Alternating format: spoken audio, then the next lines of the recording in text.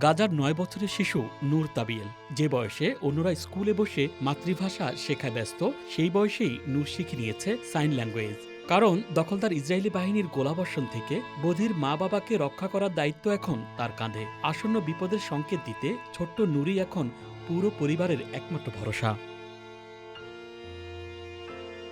ছোট্ট পরিবারের নূরের এখন বিশাল দায়িত্ব।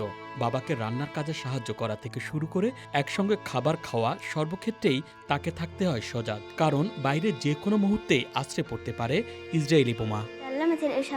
আমি ট্যাঙ্ক, ড্রোন আর গোলার মতো বিষয় বোঝাতে সাইন ল্যাঙ্গুয়েজ শিখেছি। একবার হঠাৎ একটা বোমা বিস্ফোরণ হয়, আমি ভয়ে কেঁপে উঠেছিলাম, কিন্তু চাইনি বাবা মা সেটা বুঝতে পারুক। আমি তখনই তাদের সতর্ক করি। যখন কোথাও গোলা পড়তে শুরু হয়, আমি তাদের সরে যেতে বলি। গাজার যুদ্ধ ইতিমধ্যে স্বাস্থ্য ব্যবস্থা ও সামাজিক সেবাকে ভেঙে চুরমার করে দিয়েছে। সবচেয়ে বিপাকে পড়েছেন বিশেষ চাহিদা সম্পন্ন মানুষরা। নূরের বাবা মায়ের মতো শ্রবণ প্রতিবন্ধীদের জন্য পরিস্থিতি আরও কঠিন হয়ে উঠেছে। আশ্রয়কেন্দ্র কিংবা জরুরি সতর্কবার্তাগুলো তাদের কানে পৌঁছায় না। চারপাশে মৃত্যু ভয় আর গোলাবর্ষণের মধ্যে তাদেরকে নির্ভর করতে হয় অন্যের উপর।